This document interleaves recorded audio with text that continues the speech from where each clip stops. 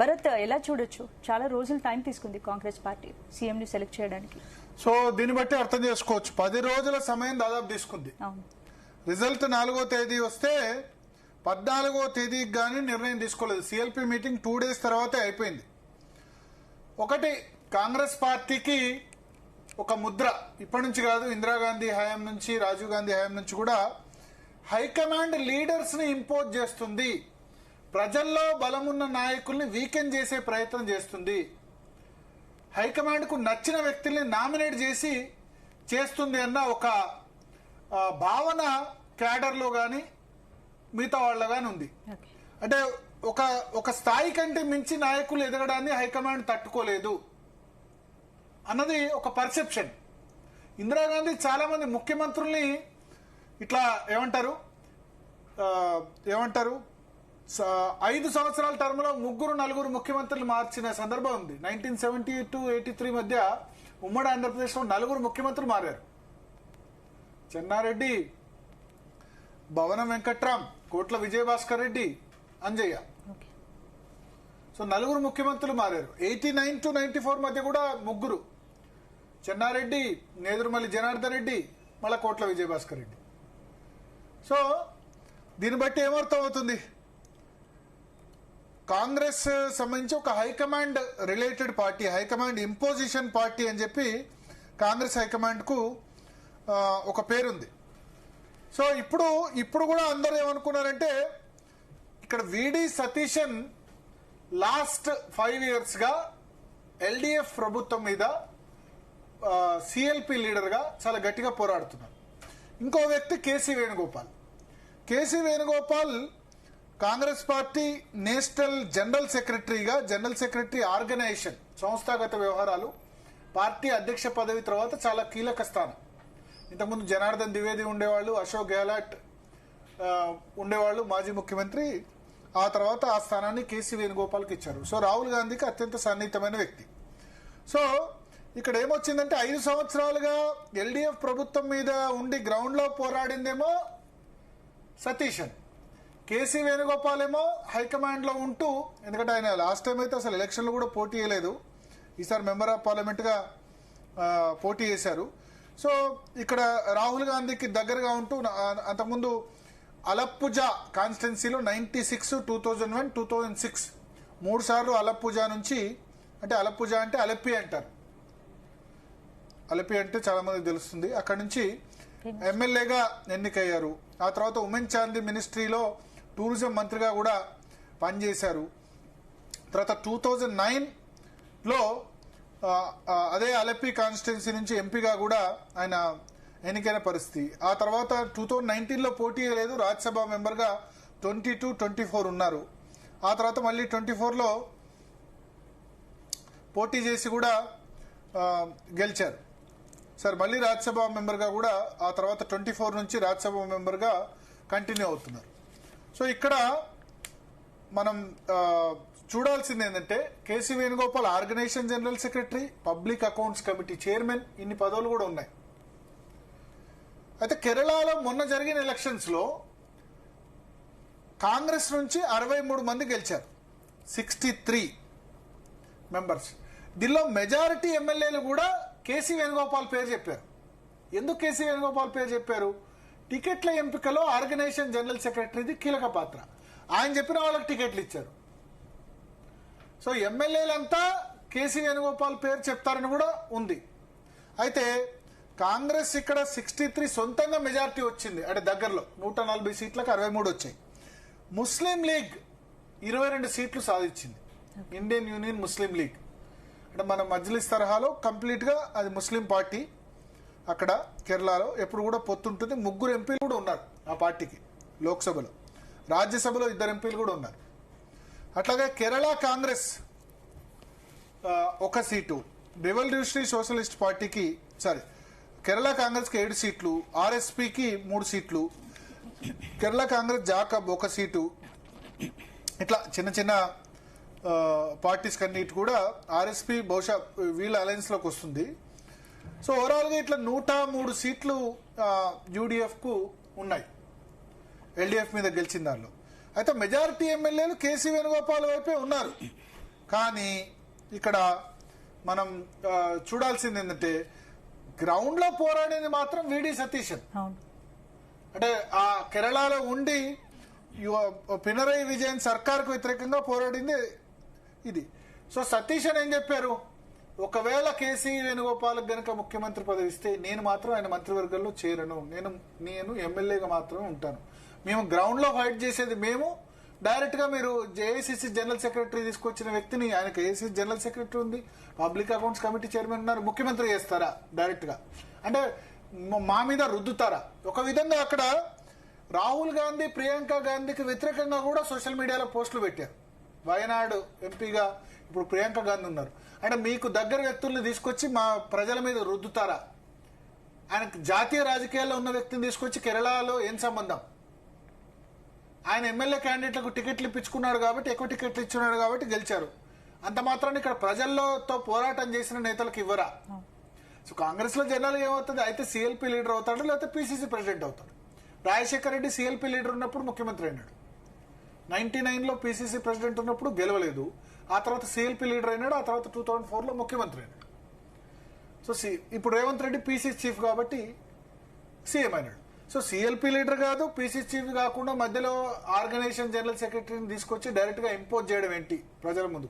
కేవలం కాంగ్రెస్ అనే కాదు, వేరే పార్టీలు కూడా ఇంపోజ్ చేస్తే, భారతీయ జనతా పార్టీ కూడా నరేంద్ర మోడీని 2001లో డైరెక్ట్ గా, ఆయన ఎంపీ కాదు ఎమ్మెల్యే కాదు, తీసుకొచ్చి డైరెక్ట్ గా ముఖ్యమంత్రి చేసేశారు. గుజరాత్ ముఖ్యమంత్రిగా కేశుభాయ్ పటేల్ ను భుజ్ భూకంపం వచ్చినప్పుడు 2000 సంవత్సరంలో భూకంపం వస్తే భూకంప సహాయక చర్యల్లో విఫలమైందని చెప్పి నరేంద్ర మోడీని చేశారు. సో ఇట్లా హైకమాండ్ ఇంపోజిషన్ అన్నది కరెక్ట్ కాదని చెప్పి కాంగ్రెస్ లో ఇప్పటికీ హైకమాండ్ కల్చర్ తగ్గలేదని విమర్శ కరెక్ట్ అనుకో. దానికి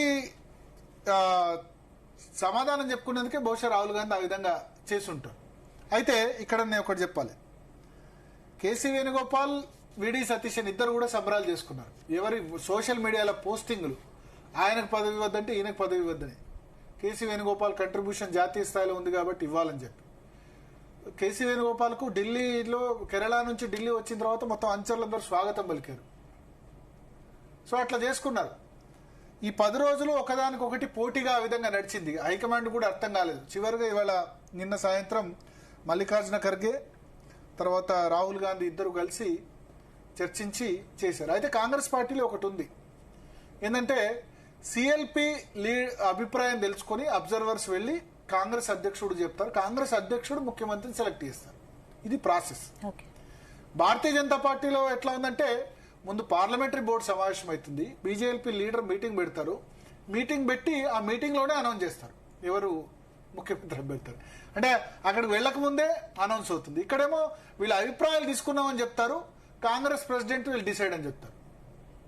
సో ఇది కాంగ్రెస్ పార్టీలో జనరల్ గా జరుగుతుంది. అయితే ఇప్పుడు కేసీ వేణుగోపాల్ కు మైనస్ ఏమైందంటే, ముస్లిం లీగ్ అవుట్ రైట్ గా 22 మంది ఎమ్మెల్యేలు ఉన్నారు. సరే, ఆ 22 మంది ఎమ్మెల్యేలు పోయినా యూడిఎఫ్ అధికారంలో ఉంటుంది, ఎందుకంటే 103 సీట్లు వచ్చాయి అవుట్ ఆఫ్ 140. కానీ ముస్లిం లీగ్ నమ్మకమైన మిత్రపక్షంగా ఉంది.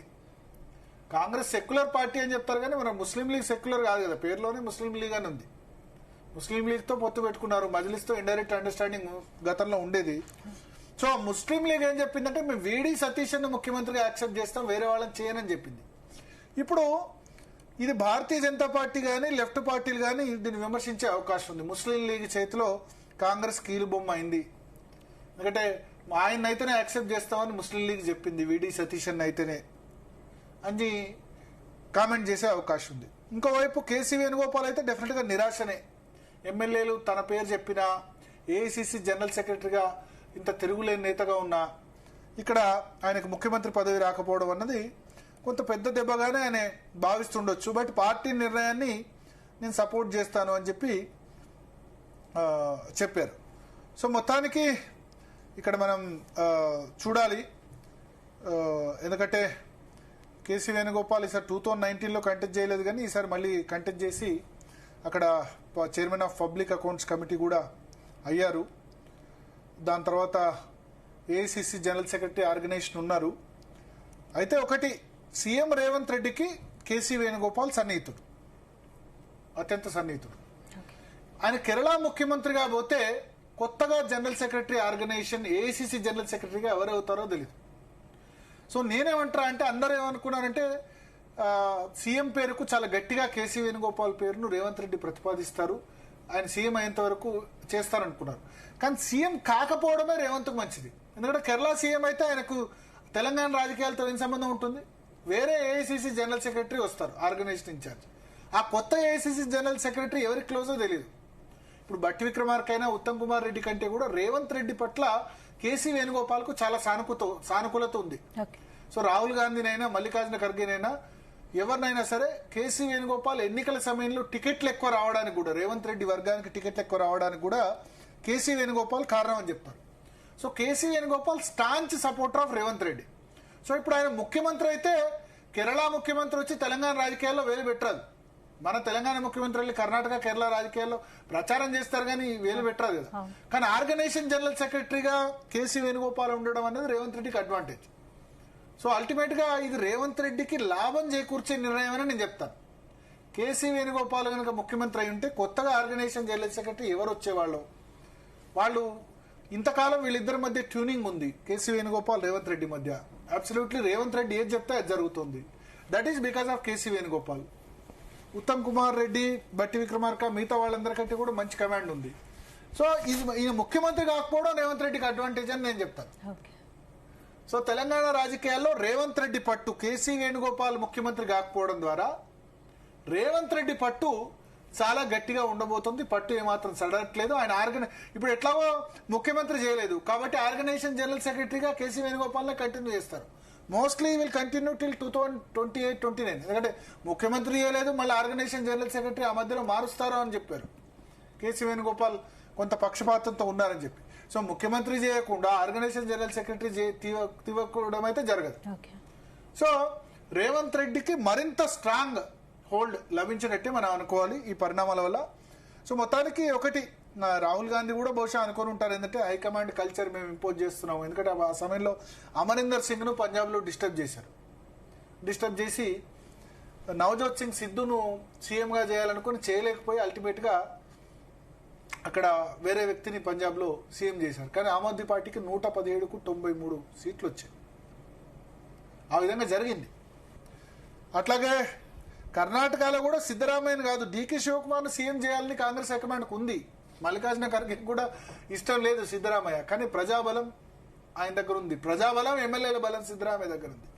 ఇక్కడ ప్రజాబలం ఉంది, ఎమ్మెల్యేల బలం కేసీ వేణుగోపాల్ ఉన్నా చేయలేకపోయింది. సో కొంత ఆ విమర్శలు వచ్చాయి. ఎందుకంటే రాహుల్ గాంధీ, ప్రియాంక గాంధీ నేరుగా టార్గెట్ చేస్తూ మీరు మీ హైకమాండ్ ఇంపోజిషన్ చేయకండి, కేరళకి ఇట్లా చేస్తే అని చెప్పి కార్యకర్తలే సోషల్ మీడియాలో పోస్టులు పెట్టారు. దానివల్ల కొంత జడుకోవాల్సి వచ్చింది. సో మొత్తానికి ఒకటి అనుకుంటే ఇంకోటి అయింది. బట్ అల్టిమేట్ గా ఇది ఈ ఏమంటారు రేవంత్ రెడ్డికి అయితే ఇది చాలా మంచి పరిణామంగా నేను విశ్లేషిస్తాను. సో చిన్న బ్రేక్ తీసుకుందాం. బ్రేక్ తర్వాత